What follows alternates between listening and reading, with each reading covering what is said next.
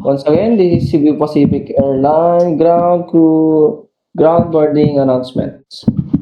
Okay, once again, thank you for all ladies and gentlemen. Ladies and gentlemen, this is Cebu Pacific Air on flight number is 5J307 bound for Macau. Is ready now to accept the passengers traveling with infants and small children and elderly passengers needing of special assistance in the boarding gate number 6. Please keep your passports and other travels and documents as you only needed to present.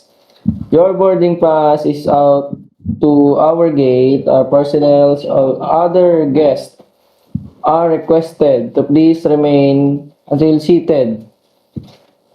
The next boarding call, thank you. Once again, this is Captain Manalo going 3748 and this is Captain Manalo going 10:07 by 45 and 48.